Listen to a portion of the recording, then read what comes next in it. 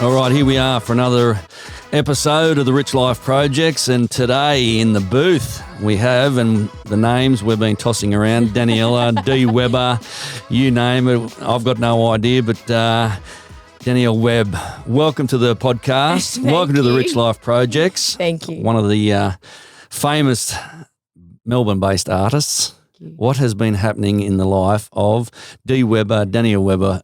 I reckon you're going to roll with Dwebs. Okay, Dwebs. All right, Yeah. we're gonna call you Dwebs. Yeah, all done. Right. Yeah. So what's been happening at present with Dwebs? There's a bit going on. It's a bit of a transition stage for multiple aspects of my business, but just came off the back of a few big murals for a gym. We've just been speaking about gyms, so. And I have a few private home murals coming up, which is exciting. It's always good doing that. Doing a few collaborations with different brands, tying some sport in there. Yeah. Nice. Making sure it aligns with what I'm passionate about. So it'll be female sport. Oh, cool. What else? Still building an online platform. That feels like I've been saying that since I was born. So that's great. That's still cracking. Yeah.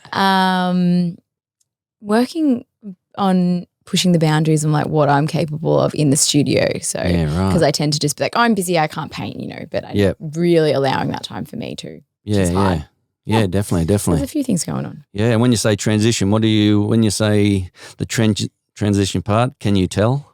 As in, can I tell like tell you what I'm doing? Yeah, what's the transition part when you say transition? I think, when you have been like sort of fed briefs for so long, I want to push those boundaries and just start putting out my work and being like, hey, like this is what I'm going to do. Do you want this? Like not just working off celebrity portraits and things like that. As much as like that is a huge part of what I love doing because it is a storytelling element. Yeah, I think I want more. You want to grow, want to get uncomfortable again. Yeah. I think the biggest thing I've been saying is I just want to I look at my like early work and I'm like, oh, I don't know if I could do that. Yeah. Right. So sometimes you're so free and you have no expectations back then. And then you get to a stage where you overthink everything you do. Yeah. And it's almost like you wish that you could strip it back and not know as much sometimes. So, right. I want to get to that. I'm just like, I want to feel how I felt when I first started painting again. So a bit frustrated. Yeah. Definitely got there last week. So, yeah. Yeah, I suppose everyone's in that way a bit, whether they're sportsmen or anything. Totally. You just go through that whole, what do you call it, like the stale part of your life or career, and then you think to yourself, there's just more, I need to do more, and going through that. And obviously the portraits, the celebrity portraits, that's been a big kick along, 100%. For you and your career. But going forward in regards to getting off celebrity portraits or something, what's the one thing when you say transition, what's the one thing that would light your fire again? I love painting female faces and exploring light and neon and movement through. I think abstract is something I haven't tapped into because I find it really daunting. Yeah, everyone's like, oh, abstract's easy. It's not. So I want to marry the two between. Like if I go back to where I first started, all I drew was female faces and eyes. Yeah, right. And animals, I think too, like a lot when I was starting out. Yeah. So I think tapping back into that and just what I'm passionate about. And it sounds like you're sort of like all about the women power. Yeah. Just sort of. As I'm becoming more confident, I think it's becoming more apparent that it's something I'm really passionate about and something that other people can connect to and align to. And it's not even just, targeted at females. It's, fathers who have, I speak to a lot of fathers who have daughters. Amen to that.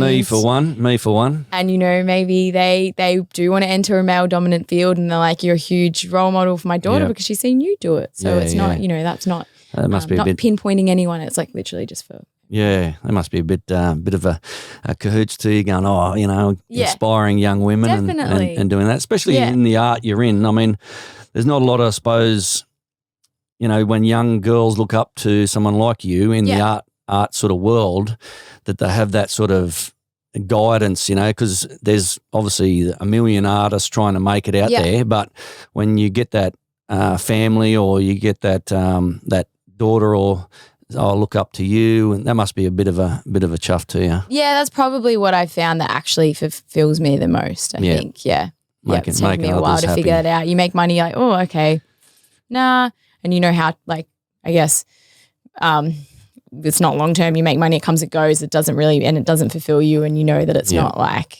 certain. Yeah. So, and you're like, okay, what actually does fulfill me? So I think, giving back and gifting that back. I didn't have those people to look up to when I was starting out. So I know I know what the impact that it can make. And not fast track journeys, but I think just give them that glimmer of hope, I guess. Yeah. Yeah, definitely. Well, let's go back to that part. D. Weber, growing up, what was growing up like for you? I think I was always an interesting child. I think anything hands-on,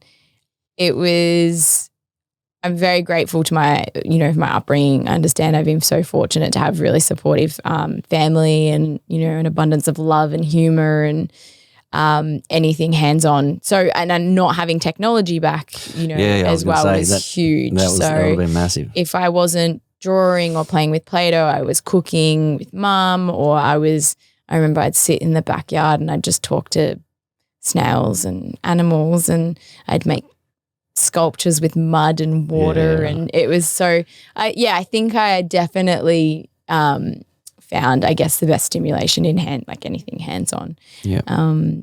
I was never good reading. I couldn't read music. I tried to, I love music. I can play by ear, but I can't read music. I'm the same. Don't worry. I'm hopeless. I love it, but I'm hopeless. Yeah, my teacher just gave up on me because she was just like, I can't teach your daughter how to read music.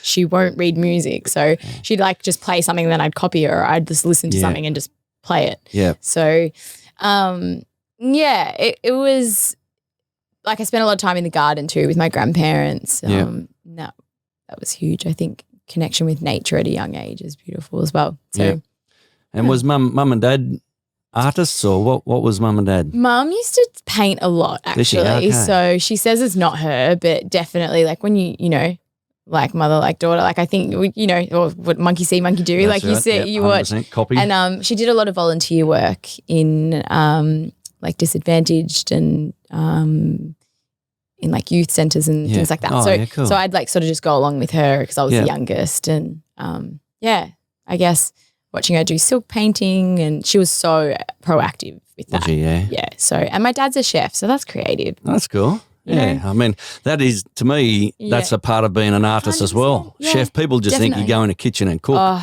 But when you get to the finer points of it, you're wow, you got to cook balance, that to the right. The composition, the colour, Thank God for the chicken and mushroom pies and Coles for Richie, just straight in the oven. Master Chef, bit of oil on top to make it brown. Bit of salad on the side. I have fucking no idea. I have no idea what I'm doing. But anyway, when you're raising a son and he's at home, so I've got to go, hey, this is what we're eating tonight. and the salmon, I suppose. Yeah. But that's easy. That's good. Yeah. Salmon's good because you can sprinkle stuff on top of it. That's all you need. I get the salt. I get a bit of that happening, and then when no one's looking, obviously, because when everyone's looking, I'm like. Do you like cooking though? I do actually. Yeah. Okay. Yeah. I'm a. I don't know what you call me. I love cooking. Yeah. And I love cleaning. I love. Really? My shit to be cleaned, and I love my shit to be organised. If it's not, it's like this agitation. Oh my God, it's like an anxiety thing. And no, that's fair. Yeah, so but the cooking wise, I like it. Well, painting wise, if I was a painter, my shit would be everywhere, because I think that's an artist's mind. I do. I feel the same as you, though. I get agitated. I can't get into. I can't. I call it I can't settle. You can't enjoy the process when shit's everywhere. Yeah. So I'm very messy still. Yeah. It's an organised chaos, I think so. Yeah. I think so. So that went a bit skewy for the artist of the chef, didn't it? Now I like that. That's good. That's good. So when you're going to school, Mum and Dad are artists in their own right. Mm. What was the trigger point? When you left school, did you go straight into artist work? My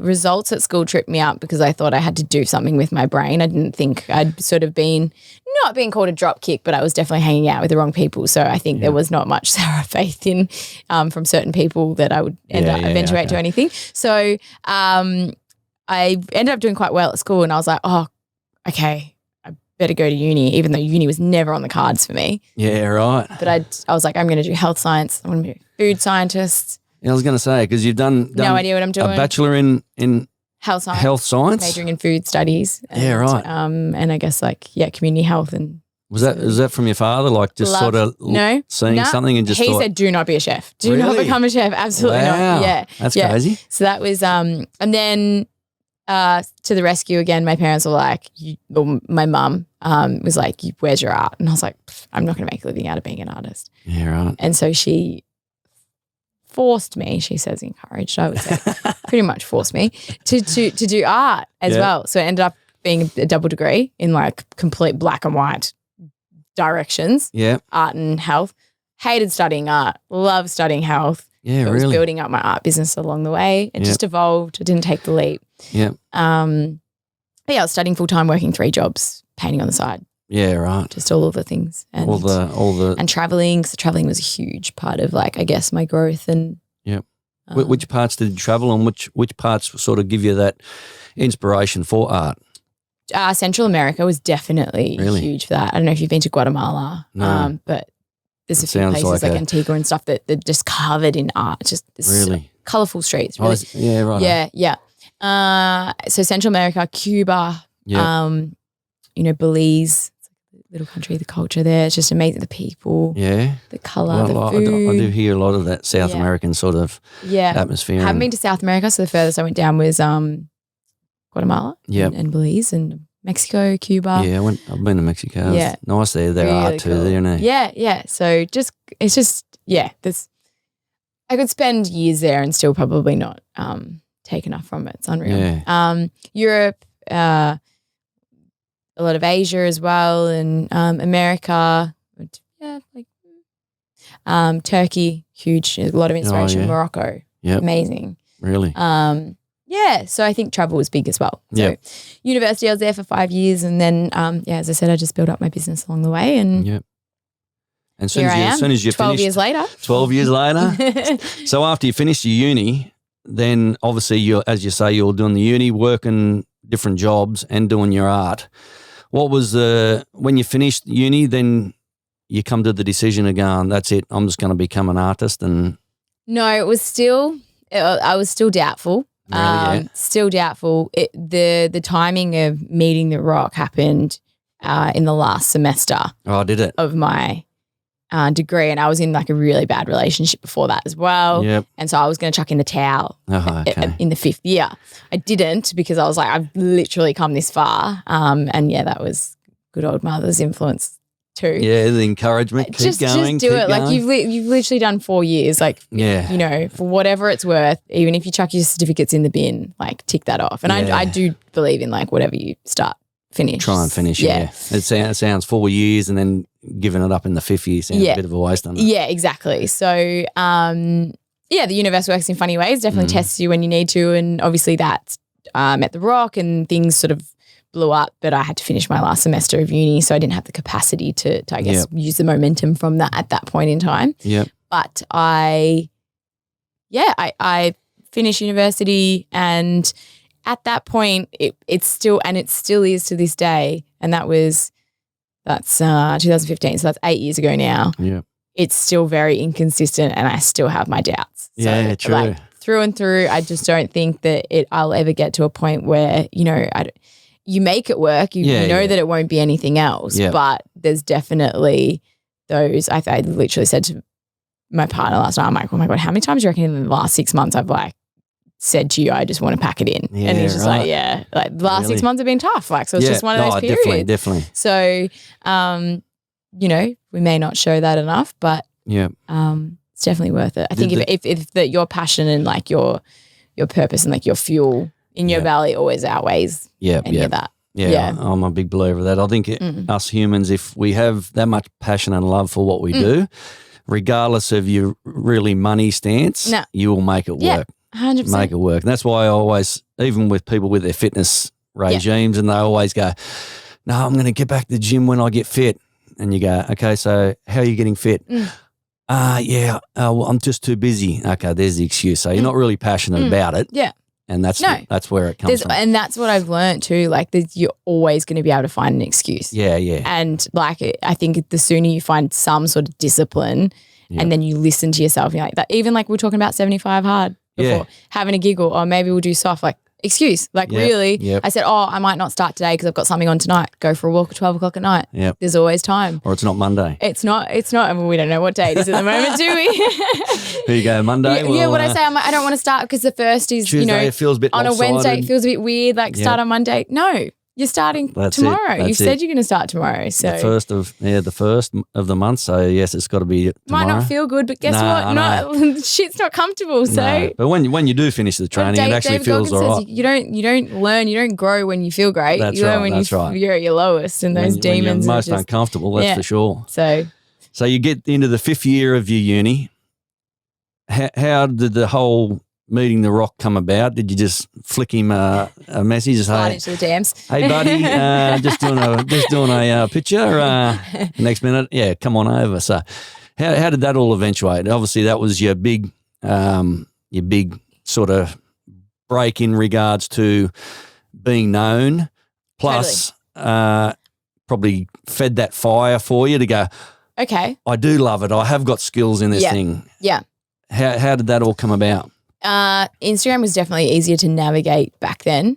So it was, he saw me on social media. Okay.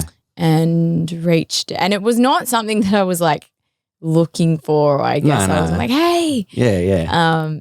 And yeah, he commented and then he reshared when I finished like this piece that he saw that I was doing of him. Yeah. And just said, oh, looking forward to meeting you one day. And I was like, oh, this is interesting. And I actually had travels booked in to go to America that year. Yeah, right. So, and to Cuba and so basically I just did a painting to say, this is a long story short, very short. But yeah, did a painting to say thank you for him, taking the time out of his busy day to acknowledge. I think that's the biggest thing. Yeah. In that.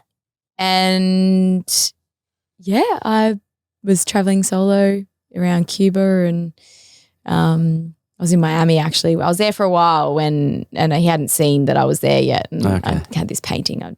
But I actually only decided like 2 days before I was flying out. So I stayed up for 48 hours like doing this painting. And then I remember like my mum, my brother, everyone came over and everyone was like, had the canvas and everyone was like picking the staples out of the back and like helping me wrap it. It's just like the support. Like I would not have, even, the last event. Yeah.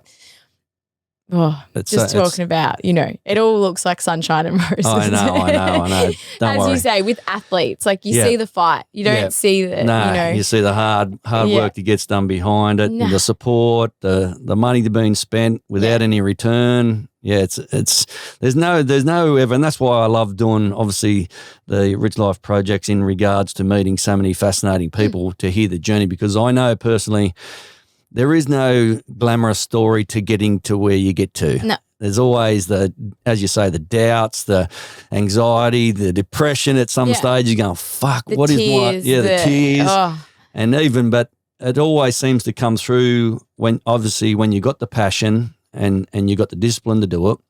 But the support, and as you said, a big thing, and obviously you seem like a person whose family is a big support to you. Huge. Yeah. And it means a lot when they come on board and go, we're going to help you make this thing. This is what you're going to do. We've got your back. Yeah. Yeah. So that's obviously in this game that you're in, the artist game, must be a huge thing as well. It is huge. And I say that to other artists quite openly. I know that a lot have not come from the same backgrounds. Yeah. And then when they're like, how do you do so much? How can you do this? And how do you how's your output is huge. And I'm like, I say it's like, I know it's not, I've literally been kissed on the dick with the support. Like I said, that's the saying I use, because I've had so much support, so much love, and I couldn't imagine what I would, I wouldn't be where I am without that. So I'm not taking away from the hard yards. At the end of the day, I've had to do the work, but I say that to other artists. I'm like, don't take away from your journey just because you're looking. And that's why I always say, stay in your lane. You don't actually know. It's not until, I have an artist come here and say, this is my setup. This is how much support I have. Yeah. And they're like, oh, okay. That makes a lot of sense. You know, and some people don't have those resources or don't have the capacity to have and that's okay too. And triple kudos for you getting there without that. You know what I mean? That's what's 100%. Why I have so much respect for people who have come from really difficult backgrounds and have still made it. And it's as you say, stay in the lane, because people like me, I come into your studio and look at all the paintings and go, fuck, I want to become an artist. I see all this glamorous. Look at that art. Fun. Wow. Do you just get in your give me a brush, and you go away into fairyland and go, I could be just an artist and just travel the world doing art. And then you get this big slap in your face. Wake up your fucking self and get back to the gym. Okay, no worries. All right, thank you for that. You got an hour and a half in traffic on the way home. Oh, my God, the traffic in Sorry, Melbourne. you just forgotten about that. I did. Now I've got anxiety and going back home. But anyway, so obviously it's a sports major. You get that opportunity to travel over to, was it LA that you met Rock? And First time. What was it for? First time was Boston. Okay. And that was just basically expressing my gratitude. Yeah. And that was in 2015. And then we have kept in contact since. And then I went to New York in October last year. I did a piece for his new movie and that's right. presented it what to was it, him. the Black Ant? Yeah. Oh, Black Adam, was it? Did you say Black Ant? Oh, Black Ant. I love that. Sorry, Rock. I actually haven't watched the end of it. Yes, so that was brilliant too, just to, take it in and again, put myself through another uncomfortable situation. Yeah, like someone's like, did you go with anyone? I'm like, no, I've turned up to Times Square on my own. Did not know anyone. Wow. Did not know anyone. But you got to get on the red carpet a bit? Yeah. Have a bit of a I've made it moment. It's just I just laugh. Like anyone who knows how, I was at the gym this morning and like you probably watched my video yesterday. Like I'm very European looking. I open my mouth. I sound like the biggest bogan. So I laugh. I'm like the most clumsy and don't have my shit together person. Yeah. So it's not even I've made it. It's like, this is hilarious for me and not taking away from the fact that I'm so grateful for the opportunity. Yeah. But it's funny. Yeah. But do you ever think about in a way where your passion and love for art is the energy that hits other people? Yeah, that's the definitely. part when you say, because sometimes I go, it's not really luck. I find when you're passionate about something, you're super, fuck, I've got to do this. I want to do it. This is my life. That energy comes off to people 100%. And the people that sometimes it crosses paths with, obviously being the Rock for one, that's where it goes when you have those moments you go, wow, just look at me on the red carpet. All these people are screaming for the Rock. I don't know what the fuck I'm doing here. What is going on? But that's, to me, looking at that, even that photo or that scenario, that's your energy just out into the universe in regards to crossing paths with someone, Definitely. I think, like we talk about manifestation and everyone sort of throws that around, but like I do believe what you put out is what, the energy that you consistently put out is what sometimes the universe gives you back. And I literally said that because I said, I looked at him, I was sitting on the couch and I'm like, how does this shit happen to me? And he's like, D, he's like, what you put out and like the hard work that you put in comes back like in ways. So, and sometimes you go years without seeing any reward, as you say with these athletes. Like for me, and that's sometimes a frustrating thing too, because you work and work and work and work and work. Yep. People see the end result, like that one glimmer of hope, and they're like, and it's like, where have you been for the last 10 years? 100%. Where have you been for the last 10 years? The hanger-oners. Oh my God, you're the best. Oh my God. Yeah. That's why I said I've got to do a podcast with this person. She's the famous one. Oh my God, I got it. No, and I think, I do believe in what you put out. And I'm very transparent about the fact that, and I said it to, like, I had this conversation with Dwayne as well. Like, I'm like, I'm definitely not the best artist. Like, I don't look at my work and think, oh fuck, that is so good. Yeah. I'm like, I'm giving it a good red hot crack. Yeah. I'm not the best. I never will be. There's a million artists that are better, but like, work my ass off at it, and I love it. So like, really, what can you? But in your world, you are the best, because when you look at the art, you've got to go in your mindset. You've got to go, I am the best, and then because when you say that to yourself, and you've got the passion to put it on a canvas, then that art becomes.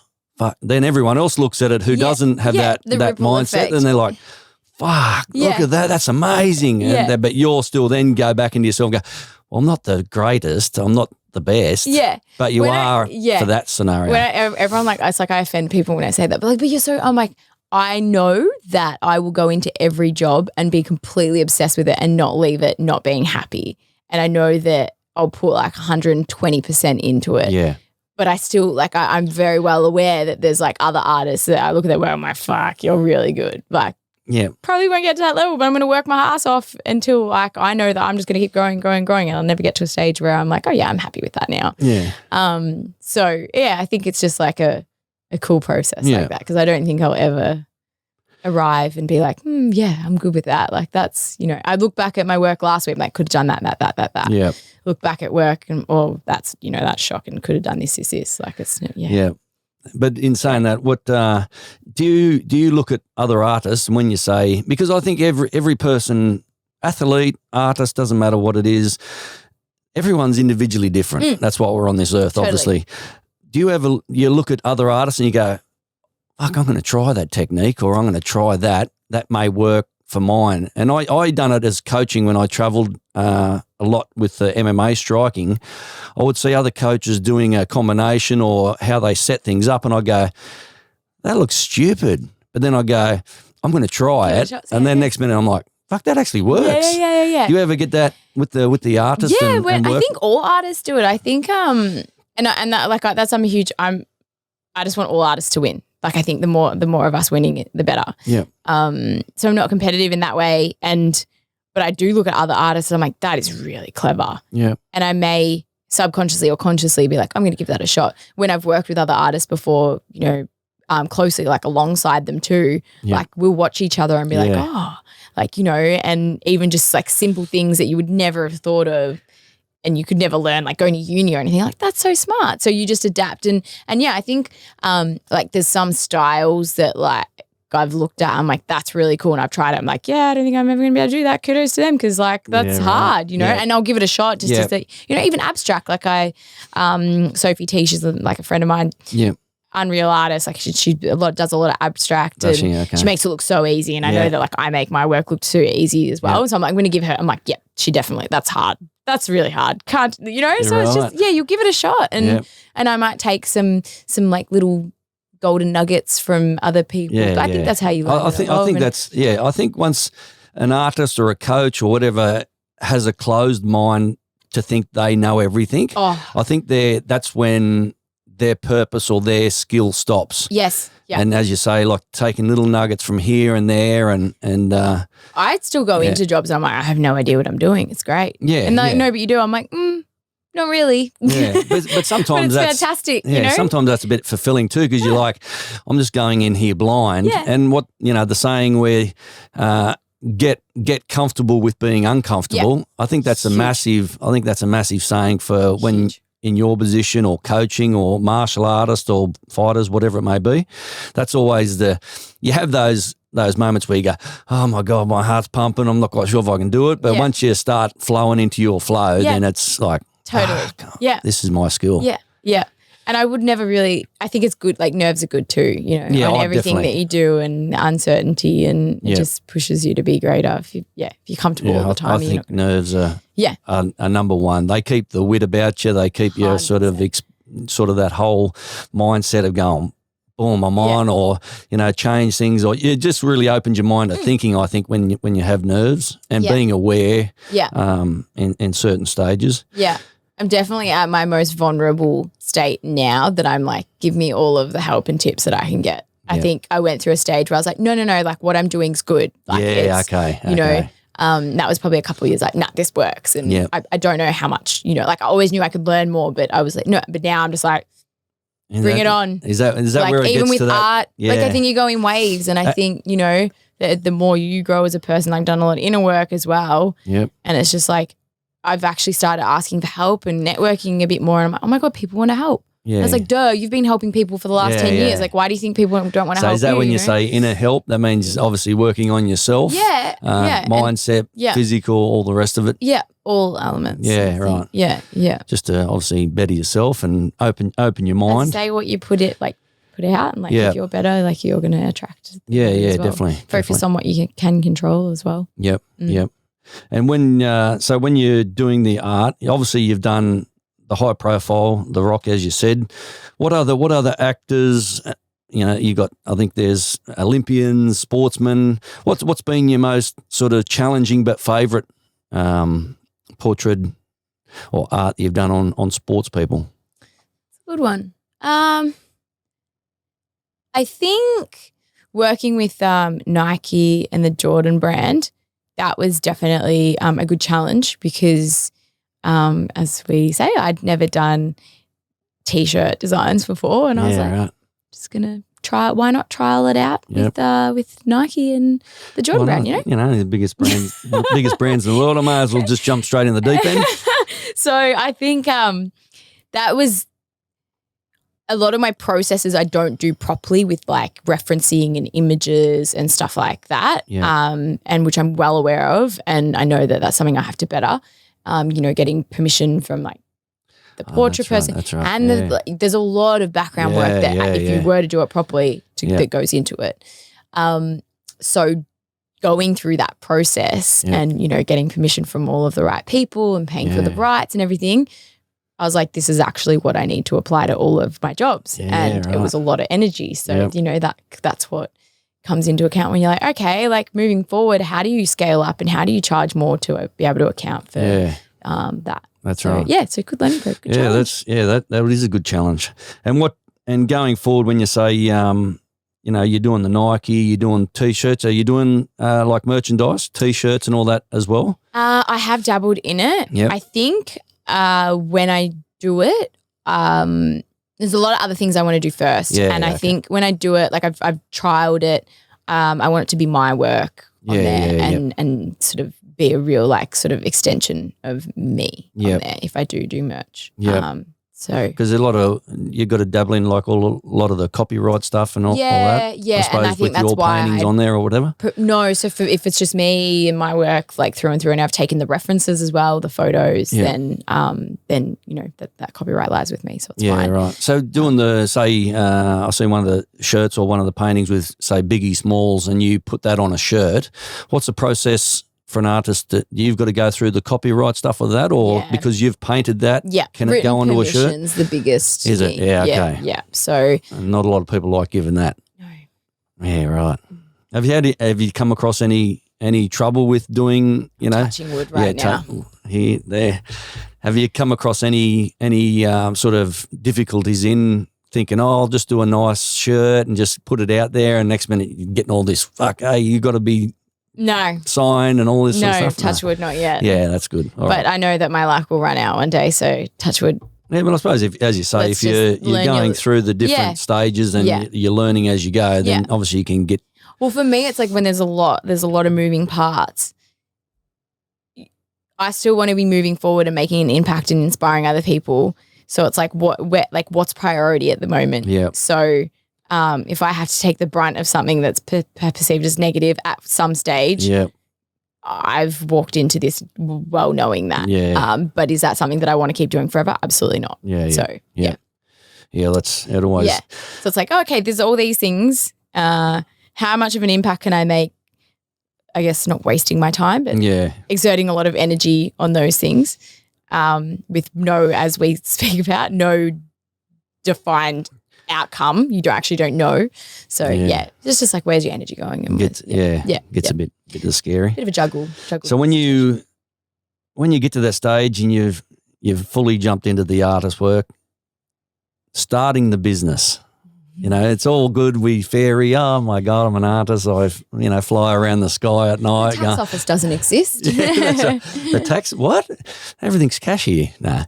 But how hard was that to then go from, okay, I'm doing art, getting paid, cash, or getting paid different ways, starting the actual business itself. Yeah. So the actual business is Danielle Weber's artwork. It's Danielle's artwork, but I trade under D Collective. It's a company at the moment. So, but I'm still Danielle's artwork. I have D Collective. So that's if I do branch out. Yeah, true. Yeah. So, and that's something I've just done recently. How hard is it as a creative? I think more so.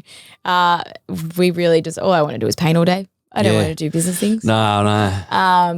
I've had to learn. Yep. And in order to learn from accounting to dealing with corporates to mirroring behavior in clients to writing an email to contracts. I did all of it on my own for a long time. I've got a lot of help now. But I'm still learning how to be accountable for my finances and actually knowing, like, a lot of us just sort of walk blind and we're like, oh shit, that wasn't a good month. When you break everything down, you're like, okay, I'm not doing as well as what I thought I was. You know, how can we fix this? So I'm still putting those processes in place. But and artist work, is it the hard part as well, because it's not an income each week like everyone who is in the the working for the government or something. They just cruising on in life because they get they know what they're fortnightly, monthly, whatever they get paid. The artwork, and this probably gives to young ones who are looking up to you and listening to this going, okay, I want to be an artist. The inconsistency of money in regards to it comes in lump sums. Is that how is that sort of with life traveling along with the stresses of everything else to still have your passion to put into the painting? It's hard because you need to be in the right frame of mind to be able to create too. That's right. So I think like, how have I even balanced it? Because I'm still managing it, I think starting things for the right reasons is probably where I would start. I never said I'm going to be an artist because I make a lot of money. Yeah. So my intentions were always, this is what I love and I'll do anything to make it work. So the money was a bonus. Yeah. And the inconsistency, if you plan and you're consistent. Yeah. You'll learn how to deal with it. Yeah. But I think having your intentions right is probably just the best way to start, because then you're not chasing that money. You're chasing that job that aligns with you, that then in turn the money will come. Yeah. And I think it's a bit of a cop out when artists are like, oh, but I'm just not good in business. And no one's born a business woman or a businessman, and they're not born. So like everything that I've learned, I've had to teach myself. And I want to rip my hair out most of the time, just sitting there, and I still make huge mistakes. Yeah. And that cost, like last year I made a massive mistake when it came to crypto and NFTs. So, true, yeah. And that sets you back 2 years, 3 years of business. That was going to be a question. So, and I'll cop that on the chin. And then I think taking accountability for that it's you. You can't blame any of your shortcomings or your wins. As much as you wish you could. You can't. Nah. It comes back to you. So, and if you are relying on other people too much, you're going to start blaming them. And that's really at the end of the day, making those moves and I have to make hard decisions. Yeah. Every week. Yeah. And that's, it gets down to the older you get, and when you're like me getting older, you always think when you're younger, these people will help me get to where I've got to get to. This person will help me get to where. That is totally the opposite, where no one will help you get to where you want to get to, because the only person obviously who will get there is you. And that comes to that part. And quickly talking on that, NFTs, the digital art selling. Yeah. What was the biggest learning curve from that, and what was the downfall you said of NFT? Because it was a big thing there at one stage. Everyone was like, So, and it still is a huge part of my business. Yeah. I don't know why people were so shocked of the downturn of the market. How I put it was, my business has highs and lows all the time. We don't just chuck in the towel then. So this is another aspect of my business. Just because they're in a low doesn't mean we're going to give up. That's right. So I've tried to apply the same foundations and how I approach it with that. My which this is not financial advice, or I don't want to get anyone in trouble. It was such a new space. There's not many people that you can go to for help. And I was just figuring it out and I had a great team and I still, as an NFT artist, you're taxed differently to as someone who holds shares and stocks. So selling, I sold I don't think I've ever spoken about this because I don't want anyone to feel sorry for me. It's my mistake. Or my lesson, I would say. But if I sold a collection for $50,000 and then the market drops to that $50,000 turns into 10 grand, I pay tax at 50 grand. Oh, really? Yeah. Wow, that's a bit of a So you can do the maths on that. Yeah, fuck, that's hectic. Yeah. Wow. Like I'm probably not even explaining that correctly. No. But that's just a simple terms of like how I kind of interpret it. Don't take that seriously. How you got introduced to it. That's essentially what happened with me and yeah, like if you don't know those things, you don't know. Oh, 100%. Tough titties. But that's Good learning again, curve. I was going to say, you do if you learn from that, then it's only a bonus because then Can't you get change it. Learn, move on. But not only do you learn it, but then you can pass that on to someone else and say, whatever you do not do this. Don't do that at the moment until this is and the markets are right. Yeah, and in a way or another, that might sound not as bad or as worse or worse than what it sounds. But the rough, I don't want people to be like, oh my God, that's what happens. No. From an outsider looking in, every time my friends were high profile people as well, and they were sharing NFTs, and I'm like, fuck, I'll have to get some money to put into this NFTs. But then you hear some of the different stories and you're like, oh, so it's just basically like a shares. Yeah. You put it in, it goes down, you go up. But as you say, paying the tax on 50 instead of 10, and then you're like, oh, damn. Just do your research. Yeah. Yeah, do your research into anything really. Like it's, Yeah, but that's business too. You take risks. But like anyone who owns a business is risk. It's risk take, And so that's a part of the personal development program. And that's your choice to take that risk. And if you love it, then you're better off to take that one with what you love because it's going to be bloody hard. Definitely, so you better love it. Definitely. So when it comes to, obviously when people look at artists, they go, oh, this is, the artist work and all that. Requests like from clients, because obviously in every business you get the fucking hectic clients who you just like, fuck, I wish they'd just go away. But what has been the most memorable ones where you go, what's, the request from one, difficult clients, and two, the weirdest requests? I spoke to Evie about this a couple of weeks ago. It was like paint my feet, which was creepy. Not paint your feet, paint someone else's feet. No, paint a photo of my feet. Oh, really? Yeah, for them. Oh, wow. Yeah, so that was the weirdest, definitely. I have had some really weird ones before. Well, please do tell. Rich Life Projects is all about realness. Like couples doing weird things, which is not weird, but that's not something that they want you to. They weird that they've requested me to do it. Okay, a complete stranger. Yep. What else? Do you have to actually be in the room painting them while they're doing it? No, it would have been a reference. Just a photo. I'm just like, I would never. I think I only find them weird if it's something that I wouldn't. Yeah, 100%. But even like, this sounds really bad, but like some people want like the hugest portraits of their pets, and like in their house or dressed up in things, and I understand. See, maybe I don't understand. I have had a pet, but like I just wouldn't. Even like. Yeah, so I find it weird, but other people might. So I don't want to offend anyone. No, you're not offended. Just go nuts, Yeah, right. But I've had some so difficult clients. That's always going to be. That's part of business, isn't it? I tend to exit pretty quickly. See those red flags and see you later. That's hard decisions, especially when there's like I guess money involved. But true.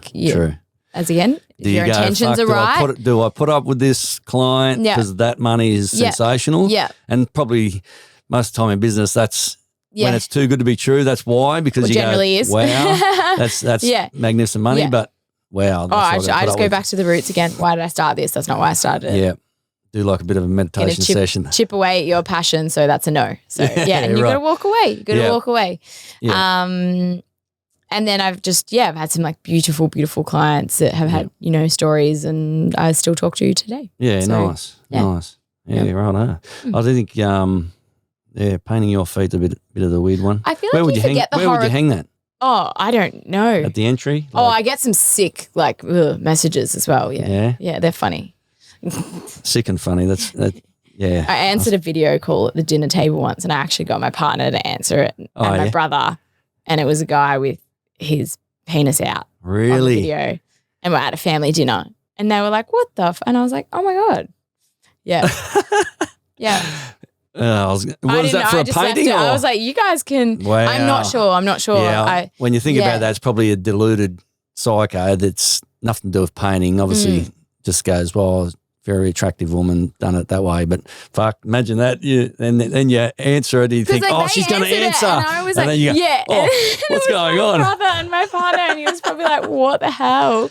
Yeah. Oh my God, that is a classic. Yeah. So being, I suppose, does that being a female artist and your passion with doing, female power and the women's power, does that sort of more enhance we've got to stand up for not putting up with this sort of shit? Yeah. Even from an artist point of view, because you'd think if it was I don't know, you get athletes, you get all sorts of people who probably get those DMs, but you being an artist and that experience just then, one would be a fucking shock for all the boys. I would have laughed my head off. I was pissing myself. I thought it was so funny. I don't let that stuff affect me. I think it's great. It's just hilarious. But it's just that sort of thing. Then you must think, fuck, why do women have to put up with that?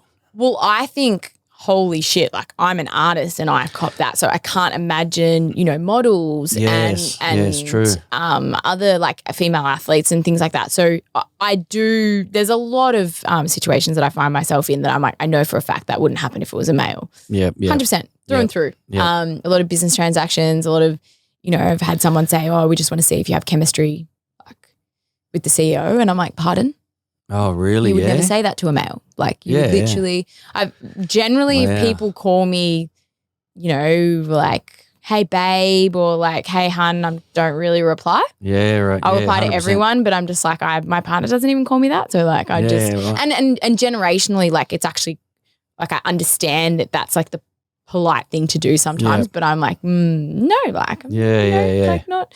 Which is understandable, yeah. So there's a lot of things that I do come across that I'm like, there's absolutely no way that would have been said to if it was a male. Yeah. I don't get fired up about it. Like it doesn't make me angry, but I am passionate about calling people out and pulling people up and like, hey, like that's not okay. Yeah, but I'm not gonna go and project like, anger and like negative energy. Yeah. I'll try and like just one person at a time have those conversations and like even amongst family, like I have the conversation. They're like, oh, but why is that a problem? And then you explain it, like, oh. Yeah, right. Yeah, okay. Yeah. True. Yeah. And I think with confidence and like knowing your worth, it becomes easier to have those conversations. And the more you go on, is the confidence building? Do you feel in yourself like what you've done? You've obviously painted some beautiful paintings and portraits and met some amazing people, but that your mindset and your confidence at this stage? I think my confidence to be more myself has built. I think my confidence in my work and ability to run a business is always really up and down. Yeah. So, and I think it always will be. But my confidence to show up authentically as me has definitely constantly evolved. But the business is like one day you feel like the Hulk and the next day you feel like you want to run back in the other direction. Yeah. So I think, and that I feel like that's always going to be how I feel. And has you say with your partner, that sort of has built something to build your confidence as well? Yeah. In regards to, because sometimes you get your circumstances when you're a single artist and you're having doubts and all that, it's always good to have that person who goes, I'm here. That having that sort of support. Oh, obviously family, brother, all the rest of it. But unbelievable. And I think it's so normal what I do. A lot of people are like, oh my God. And he's never been like that. He wants to buy my work all the time. Like he loves my work. He's like, he see these pieces in there. He's like, can I buy it? That's understandable when you're the husband. You go, I'm going to buy your work because I need a good night tonight. Yeah. No, he's just like, oh, I'll never get any pieces because you don't think they're good enough and then he's like, okay, that's it. I'm looking up another artist right now. I'm like, oh, you can't do that. I'm not cooking dinner for you tonight. He does have some pieces. And actually tomorrow I literally sketched up a mural 2 years ago and it's been left it's just big jokes on him. Oh, is it? Yeah, because right. I've never gone back to, so I'm doing it tomorrow. Oh, true. Because he's like the most patient human. But no, on a serious note, I think having that support and a good relationship is so important, especially with something that we're both in business, so we understand it. Yep. With something that there's so many highs and the highs are really high, the lows are really, really low. It's so important to have like a stable like friendship and relationship. And he's made me become a better person. Yeah, nice. That's what you need to be able to create in a team. Grow. 100%. Do you ever get sick of, if he does buy your pieces, walking in the house and go, fuck, I get to see these arts all in day. his office, so I don't have to see it. What's he actually do? He's a chippy. Oh, is he? Yeah. So but he must be a good one if he's got an office, because most of them are out there on the job site. Yeah, no. Well, he's still on the tools a little bit, but he's got 8 boys that work for him, and so he's managing them, and and he's a good boss. So he's very much loved. So. Just not at home. He's not the boss at home. Nah, I want really I'm just. It's interesting in there. Like, I don't want my walls cluttered. It's so funny. I think as you look at art all day. Yeah. That's what I was thinking. It'll be very neutral. How do you get home? You're like, fuck, I've seen all this pieces. Yeah. That I've done. What's the abstract stuff? What's the abstract stuff that appeals to you? Because to me, like abstract, I could do abstract because if something in my head, which I torture in my head, as I've said on previous podcasts, I could get a canvas and just go a splash here and a splash there. But then I'd go, that's abstract. Richard's brain. Yeah. And then, wow, I could sell that. Yeah, 100%. But I do, because I'm a big fan of art too. So when I see not just portraits is one of my passions that I love, but abstract, I love it as well, because in my mind, and my mind's a bit torturous sometimes, but don't worry. To go, how do I work that out? What were they, and what the part I love about abstract paintings and art is what I'm trying to work out what they were thinking. Yeah, everyone will interpret things differently. Yeah, and that's what I love about abstract, and I haven't really got it in my childhood life, but the more older I get and I look at abstract and I go, fuck, let me work that out.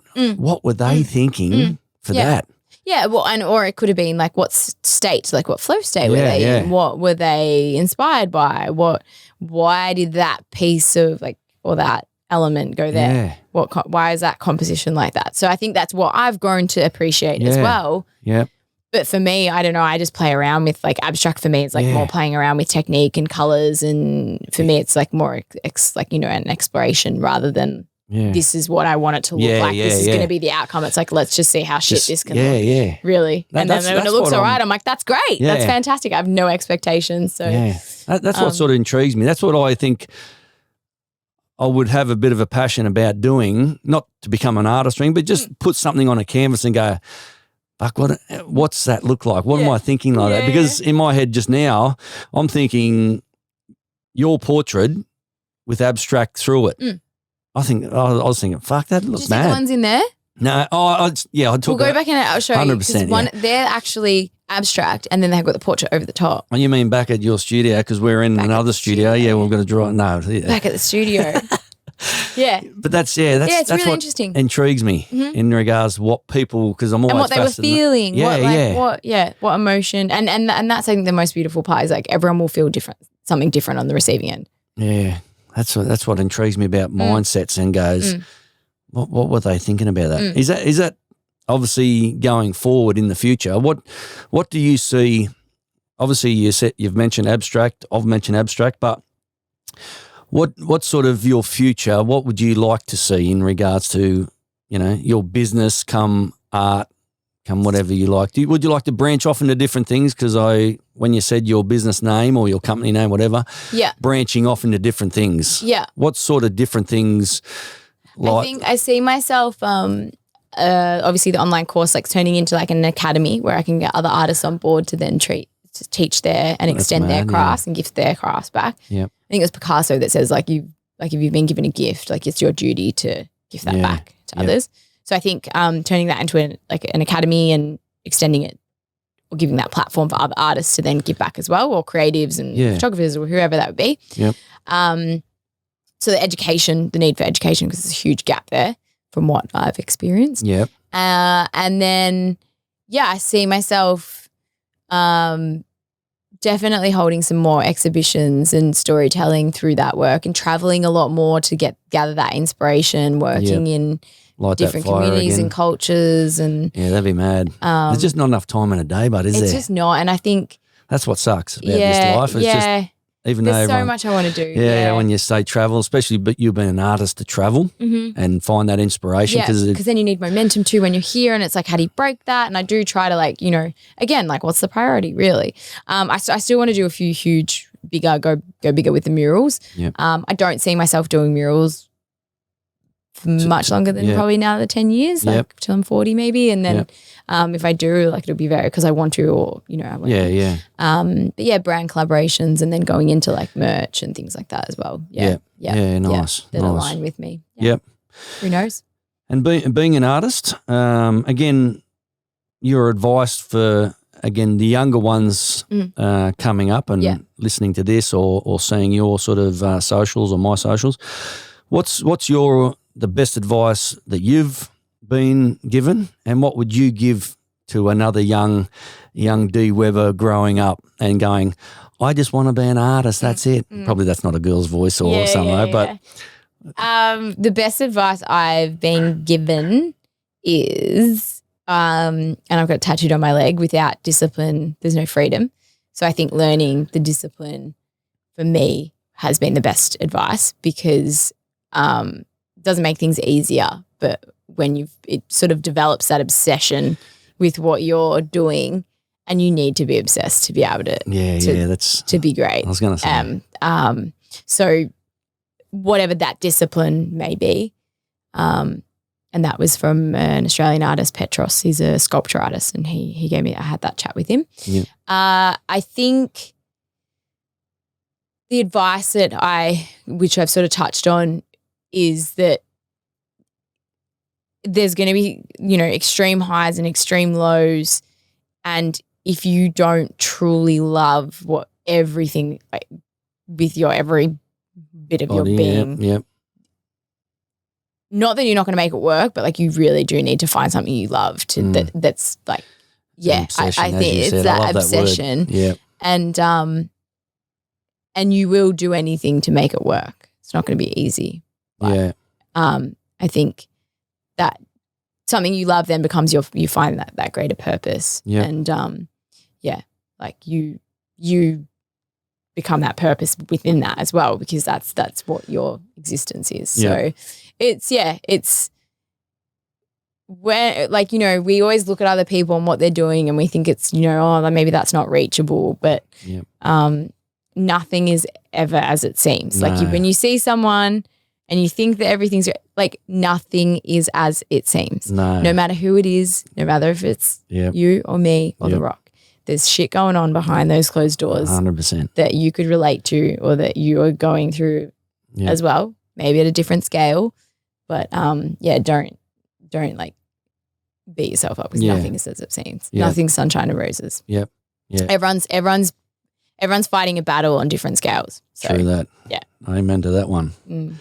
So getting to the final part, and I like to know this from all my amazing guests that I have on. What is D Weber's, right at present now, your rich life? What do you class as your rich life? And when I say rich life to people go, oh, what does he mean? Like, have I got lots of money? No, what in your heart, what makes you happy and passionate about life right now? I've actually got tattooed on my arm. In Italian, makes it easy. That makes it easy for that answer. Rich with love in Italian. Oh, there you go. Yeah. So there's rich everywhere today. So rich life projects, rich in love. My God. Yeah. Is that what it says? Yeah. Yeah, wow. Rich with love. So my nonno always said, he's not with us anymore, but I actually managed to get this done just before he passed away, and he was basically paralyzed from a stroke, but he smiled when he saw that. Really? So, but he always said, he's like, I didn't have much. I could feed my family. I was poor for a lot of my life, but I didn't have much, but I was always like rich with love. Yeah. So, and I think if you remember your roots and your core, then, and you remember why you started, then So that's, I think I've always been very family orientated, but I think keeping like that in the forefront of your mind and just knowing that and if you're giving love and being kind and you have your days, of course. But definitely. You try and. But being rich in love, that's a good one. Love, yeah. Braden, keep that for my slogan next. There you go. Rich Life Projects, rich in love. I'll send you an invoice later. 100%. Trademark. Just D Weber, the artist, the magnificent artist. Why haven't you moved to the United States? I forgot that question. Oh shit, man, that's a question. I'm thinking all artists. Yeah, I know. In getting into that. I'm a very much go and do something kind of person if I want to do it, and I don't know. I generally don't say things and not do them. Yeah. And I know it's what I should do. Yeah. And what I probably have to do to take shit to another level. Yeah. Don't know why I haven't. I literally have The Rock saying this is why I wish you. Yeah, yeah. Because I did hear rumours that he invited you over and said you should be living in LA doing art. He didn't say you should be, but he's just this is no, he's never said this is what you should be doing, but he's just this is where I wish that you were closer so I could,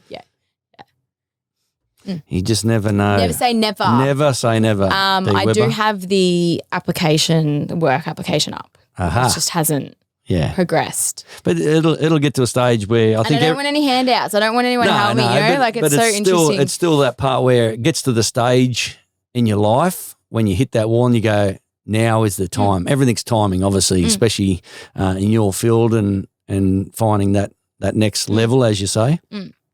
I love Australia though. Yeah, I know you've been in the States. There's nothing wrong with the States, but I love the people in Australia and I love Australia. I genuinely do. I love visiting America, but I just couldn't call it home. What about a studio in LA? It's so interesting. I could go and manage it. Maybe I just want more of a simple life. I don't know. I've seen kind of both sides and I'm I was going to say, that's a bit fucking hectic, yeah. Fuck. Yeah. So I'm not sure. When I haven't figured that out yet. Well, let you know. Keep me posted. Keep me posted, D Weber. Again, appreciate your time, champion. You're such a legend in the artist world in Australia and the world. Thank you for being on the Rich Life Project. It's been an honour. Thank you so much.